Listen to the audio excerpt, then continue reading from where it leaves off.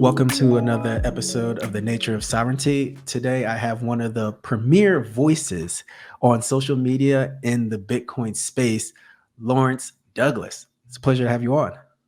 Salute, one man. Good to see you, Ian. How are you today? Good.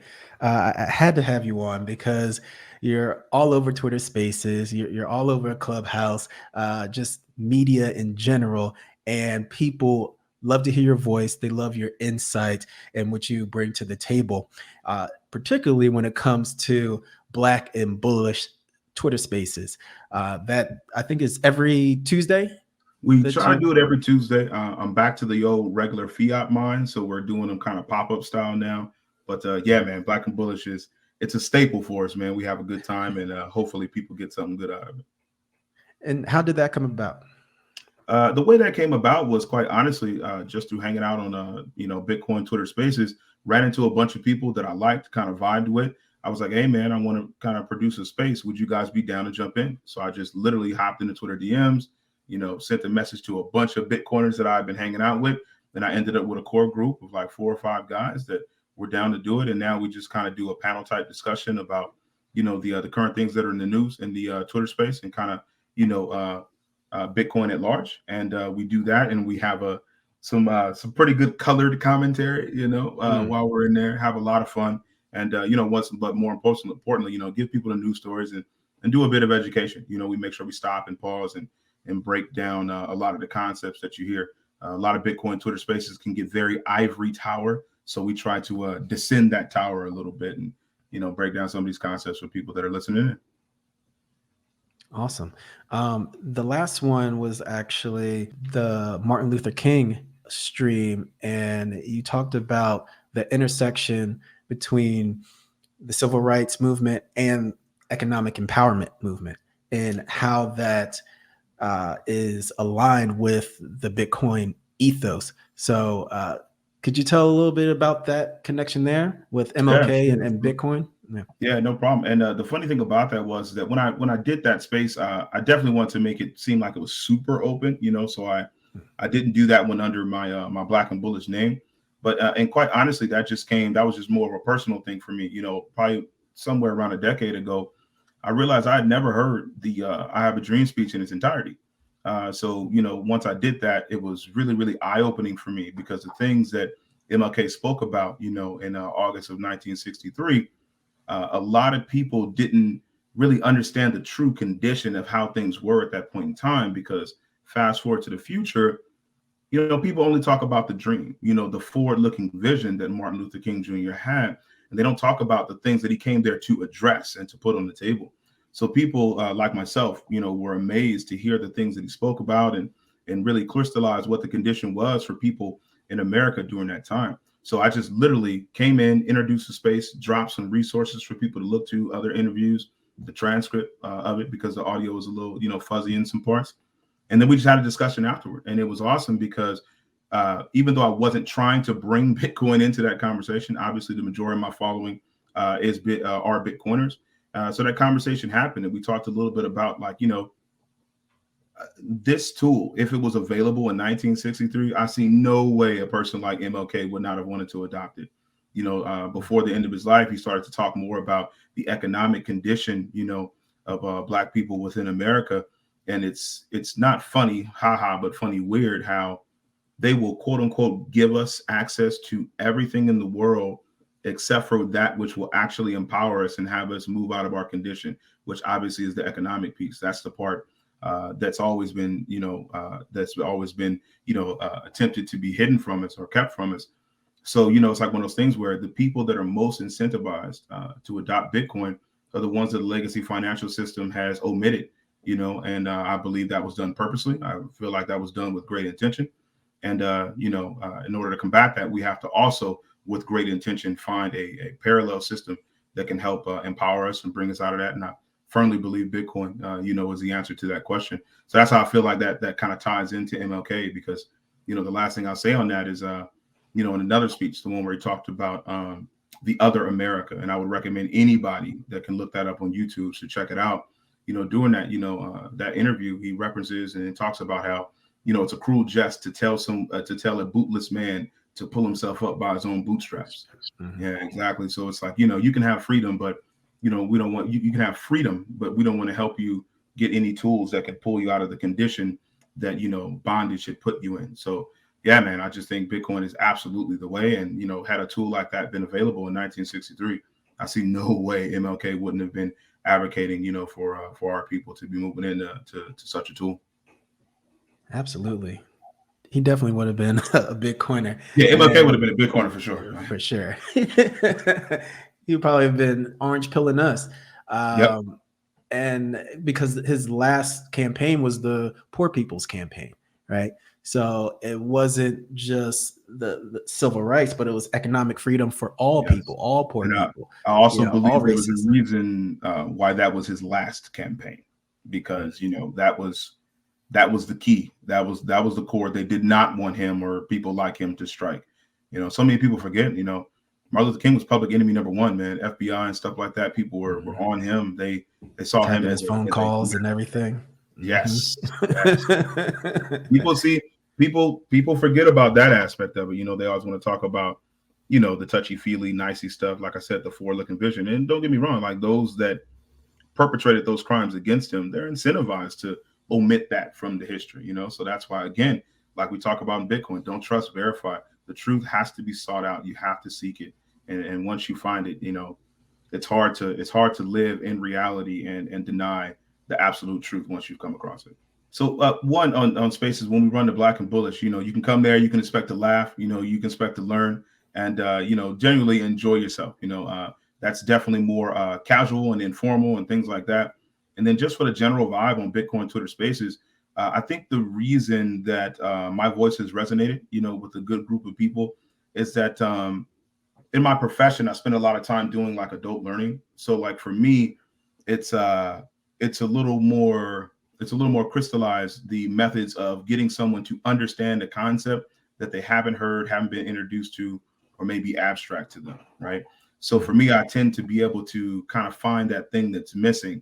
And, like I said, like I was saying before, like, a lot of the conversations on Bitcoin Twitter, they tend to get very ivory tower, right? And then we talk about how early we are in Bitcoin and how we are only at like 2% adoption.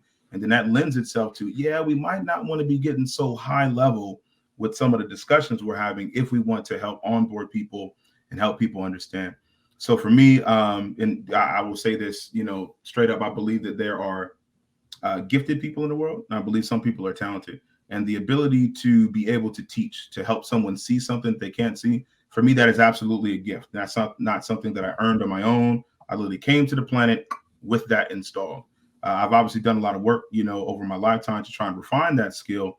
But I definitely have kind of a natural ability to help people see things that they don't understand. And I really just lean on that. And I think it works because it's just empathy. You know what I mean? I'm thinking about where I was when I didn't understand, how I would want somebody to speak to me if I, needed to pick up some knowledge or something like that. And I just try to, solve for that X that's missing, in the spaces that I hang out in. And it seems to work. It seems like a lot of people seem to resonate with the things I say. And, I help them learn. Some of the DMs that I've received are just so awesome, so gracious. I really, really appreciate it. And it's good to get that feedback, to know that, just by changing the lens a little bit, you can help somebody understand something that they didn't previously.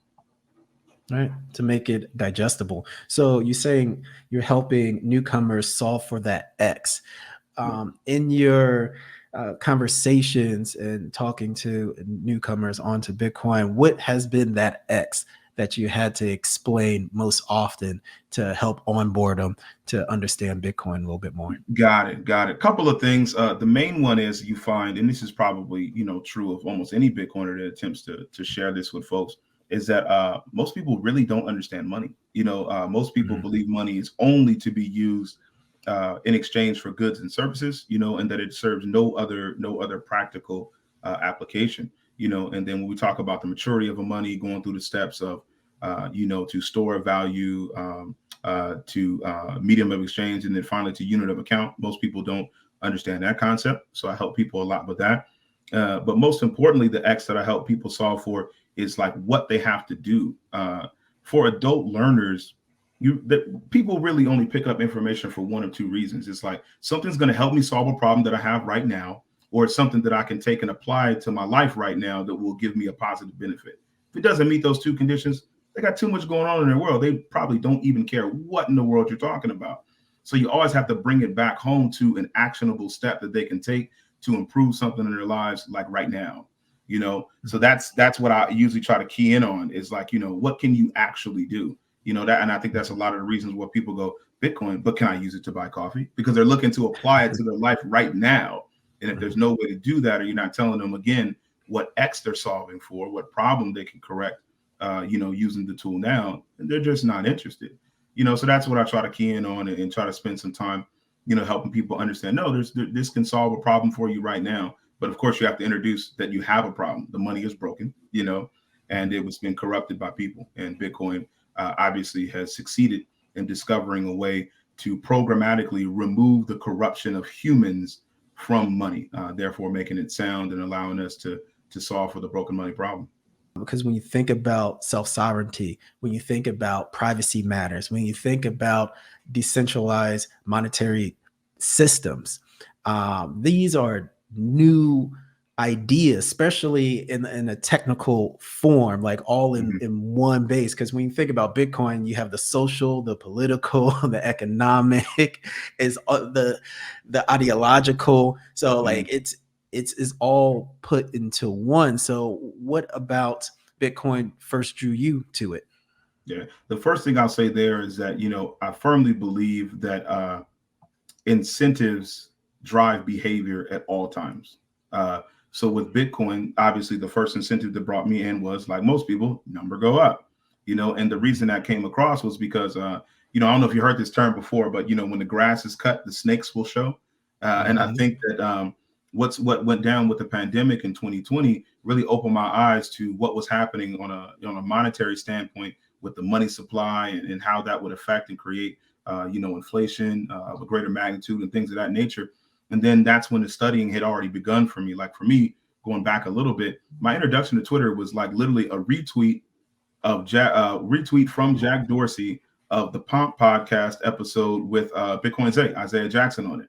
So I listened to that. This was late 2019, and that's when I started to like dig into it a little bit. And then fast forward, pandemic, things of that nature. And then for me, what really clicked was, and I knew the concept before, but the light bulb hadn't gone off. It's just like truly what fiat currency or fiat money was, and I kind of had this moment like, it's truly backed by nothing, and then at that point, I started to study more and learn more. And then I found out about how, the fact that 41% of people have zero investable assets, and looking at how in the US, 7 out of 10 homes are living paycheck to paycheck. And, I started to look at these problems, and I was like, man, how do I solve for them? And then that parallel with the things I've learned about Bitcoin, I was like, oh, well, this makes sense. Because when you try to invest, there's usually all these ceilings or all these obstacles and things that you have to cross. To get into Bitcoin, you don't have to be an accredited investor. You don't have to have $50,000, assets under management. You need to have an internet connection and a cell phone, and you can get in.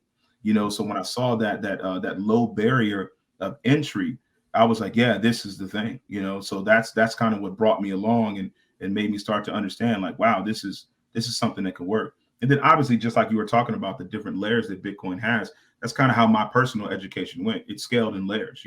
I started to learn a little bit about how it works and how it could benefit me. And then I started to learn the difference between, Bitcoin big B, the network, and Bitcoin little b, the asset. And I was like, oh, the network is the thing. Yeah, the asset is nice and number go up is nice, but it's the decentralized, permissionless, trustless network that is the thing, right? So that's what led me to start to creep over to the, it's about the network, not about the asset kind of mindset. And that's why it's so important to be shared and to be learned and understood by as many people as possible, because that's how you start to understand what it can do for you and do for, essentially society at large. Yeah. I think I came along on a similar journey as well, learning what fiat currency is and how that it always loses value over time. It's Every designed currency that has ever been created has always, because you can't remove the natural greed of human beings. And when you don't have enough money, let's say, to fund a war or to fund different projects, well, you do have the red button of the money printer. Okay, let's just make $4 trillion more. Okay. But Yep. people don't know that, like a pool, you're just adding more water into this pool, and it's rising the prices of services and Mm-hmm. goods. Yep. So you're effectively getting poor. Like, Yep. just because you got that $2,000 check from the government last year, like, you're not any richer. You Everything want to else, the you foods you want got to more expensive, Ubers got more expensive, so you're paying it on the back end. Yeah, you want to talk about something that was free but not cheap. Woo! That's what that Mm, stimulus check was, man. Oh my goodness, it that's a was bar. crazy. Yeah, man. But it Yeah, just and I was matters telling my how. friends, Yeah, like, hey, you got this $2,000, don't blow it on Jordans or anything like that. I told her, I was like, hey, put it in Bitcoin. yes. Or any, if even if you are, still a little wary about cryptocurrency, put it in some sort of safe haven asset, right? Something that will hold its value over Mhm. time. And when you look back, there's like a tracker on Twitter. It's like, okay, if you put that $2,000 into Bitcoin at the time, it's like you will have like $18,000 now. You I will know. tell you a secret, okay? When I started to really invest in Bitcoin, before I lost it all in that volcano accident. Yes, me too as well. Mine was a Yeah, boating, but yeah, exactly. Oh yeah, yeah. yeah. I hang around more volcanoes, but I actually did. This is funny. I said this to somebody for the first time publicly the other day. And when I started to like really get into making purchases, I DM'd the guy who ran that account, assuming they're guy, girl, whichever they are, that ran that account, and said, "Hey, how many sats are you using to calculate that? If you had this amount, this is what you would have." He said, "Oh, I use this amount. I literally bought to that amount by the penny when I first started putting money in. Like I literally DM'd him, was like, how many sats was that? Okay, thanks, man," and just went and made my purchase. Mhm.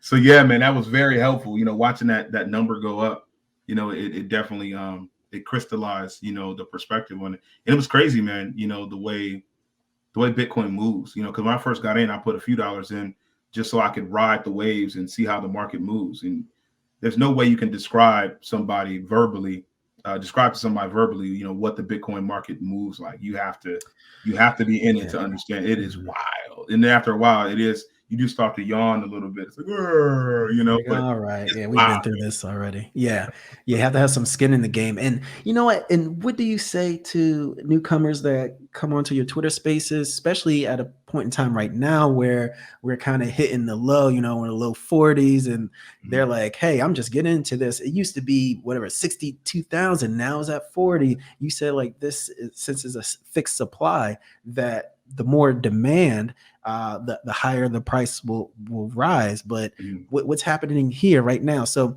how do you walk people through these times when Bitcoin is not performing as we would like? Got you. And that's the thing, man. It's just, helping them, see and understand that Bitcoin is best used currently as a long-term play. We're Mhm. talking 3 to 5 years on the low end of how long you're looking to hold the asset. And if you're talking about something that you're going to be, holding for a minimum of 5 years, does it matter what it does month to month? It doesn't. And if you look back in history, right, the times where the real money is made are the people that are buying when the number is coming down. Again, this is why you see people, celebrating and turning cartwheels on Bitcoin Twitter when the number goes down. It's like buy the dip, Mhm. and Yeah. it's a real thing. It's a real thing.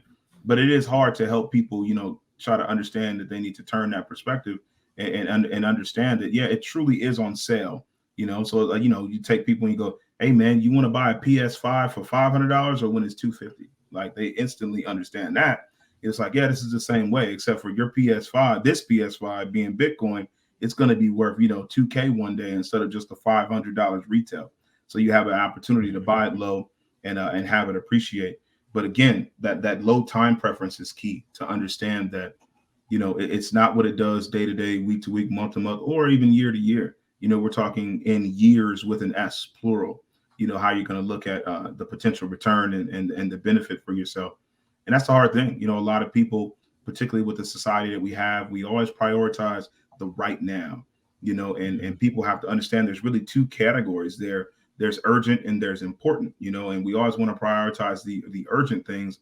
But if we only do that, we never move forward to the things that are truly important and truly long term. How you spend your days is how you spend your years. So, you need to make these small incremental moves. This is why I advocate all the time, for a dollar cost averaging strategy, because it's the most executable strategy. It's the one that people can make the smallest consistent commitment to and still get the benefit over time and not have the stress and anguish of watching the number go up and down, from day to day or week to week. Yeah, no, that's great advice. The dollar cost average technique, the method. I mean, rather than trying to time the market, because who can time the market psychology of Bitcoin and cryptocurrencies, let alone even stocks and bonds, that sort of thing. And cryptocurrency is a even more volatile play. So to try to time that, you're probably going to be on the losing end more times than not. So it's just set it and forget it, whether it's like every couple of weeks, once a month, that you have a fixed amount that you put to the side just for that, and auto buy. It's crazy because on Bitcoin Twitter, like I said, these ivory towers I spend a lot of time in. There's a lot of debates about about smash buying, just making large purchases at any point in time, and then a dollar cost average strategy. A lot of people go back and forth on that. And I know that's based on, the amount of returns and the information that people have over years of how those strategies play out. But for me, the reason why DCA wins out for me is because, again, it's the most executable strategy. I firmly believe that every point in time where a human has to make a decision, that's the potential for a mistake. So you want to limit the amount of times I, as a person, have to make a choice on whether I'm going to buy or sell. And the main reason for that is because people are emotional creatures. Just like when the whole world crashed financially in March of 2020, that was completely irrational. It made absolutely no sense. And this is why all the smart money came in and scooped up everything at a discount, because they saw the market was overreacting in an irrational way. And that happens all the time for us as a person. So when you're watching that number go down and you should buy, you're like, but wait, if it goes down lower, it's like you have to go through this agony of deciding. So it's like, don't do that. And if you want to smash buy, I'd usually tell people, let's make it real easy. I have $100 to invest in Bitcoin. That's cool. Buy $50 instantly at this price and get yourself a position. I now have $50 worth of Bitcoin. Well, no, let me change that. Buy $25 worth of Bitcoin. Boom, you got a position. I got some Bitcoin. Then queue up the next $50 worth of Bitcoin and put it on a DCA. I'm going to buy $10 a week for the next 5 weeks, and my 50's coming in.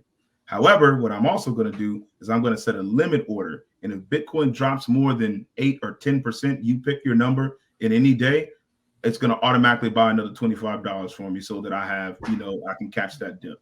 So it's like, DCA doesn't have to be the only strategy that you use. It can be used in conjunction, with other things, but I firmly believe DCA has to be your baseline, because we're too emotional. We get too tired, and we either won't pull the trigger too late, or maybe pull the wrong trigger, Hopefully not that one. We do not want people to lose their mind. Let's stay away from that one.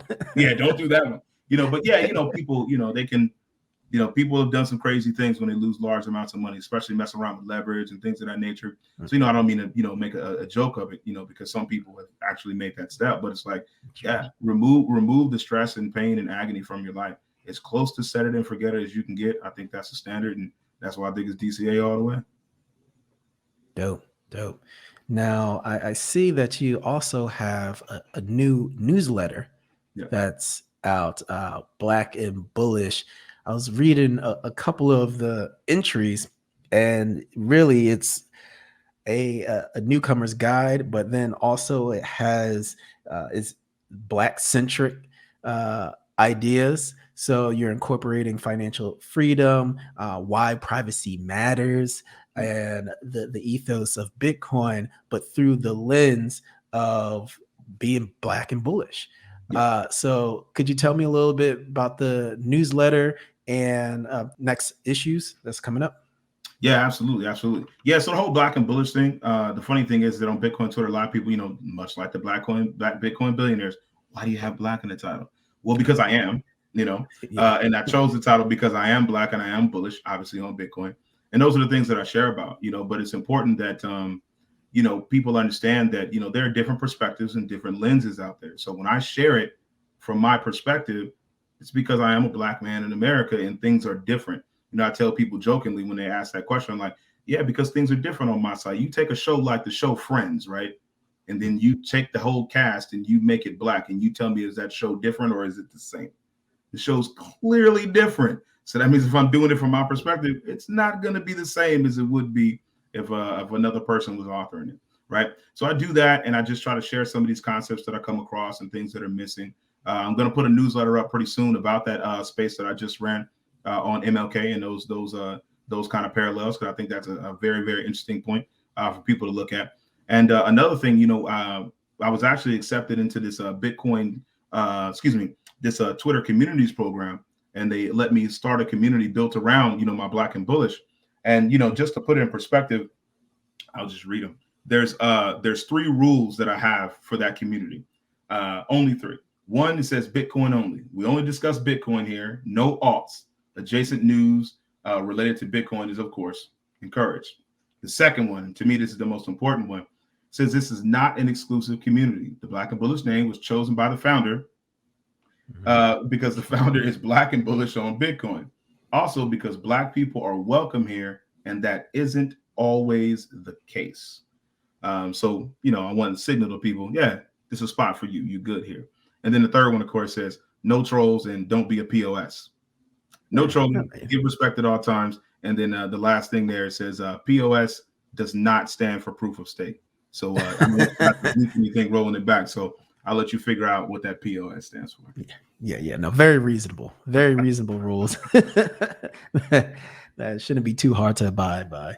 Well, actually, for some, for some it might be tough. That's why you got the moderator, though, right? Right. Yeah. No, I'm part of that community, so I appreciate you sliding that through to me, so I could stay in touch and tapped in. Yeah.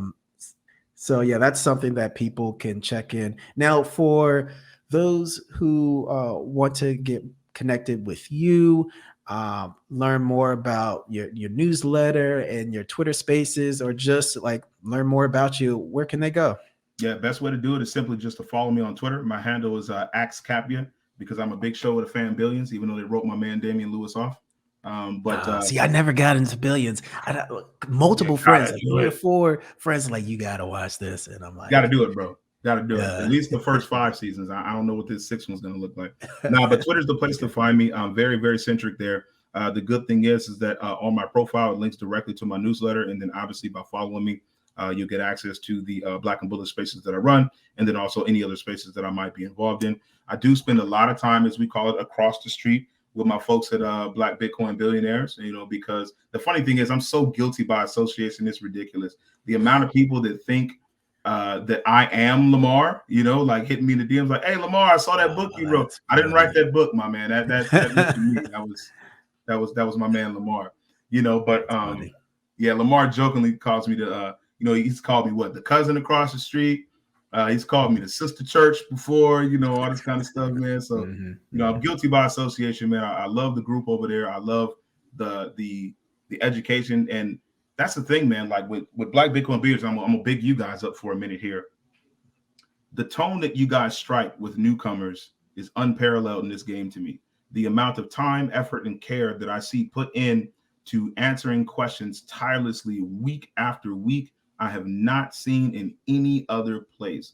Literally, if I was installed right now, Lawrence, you lead Black Bitcoin Billionaires, I do not think I could find a more effective way to help people be onboarded to Bitcoin than you guys have produced. So, I will leave that there and say that for anyone that may be watching, if you're not hooked up with the Black Bitcoin Billionaires on Clubhouse, and now they're starting to creep over and get a good presence on Twitter Spaces as well, follow them in both those places.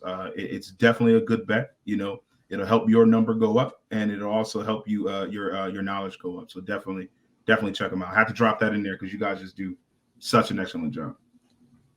Well, thank you very much. And shout out to the moderators because they do work tirelessly, Yes. with a wake up with Bitcoin. It's like at 6 a.m., 7 a.m. And then we have clubhouses as late as, 8 p.m. So Yep. they're running every day, all Charlene and day. Dr. Stelaire and Black Cool. Regal and T-Mac Jakuni, and yeah. Josh and man, and they do Yeah. it. They do it, man. They got it for sure.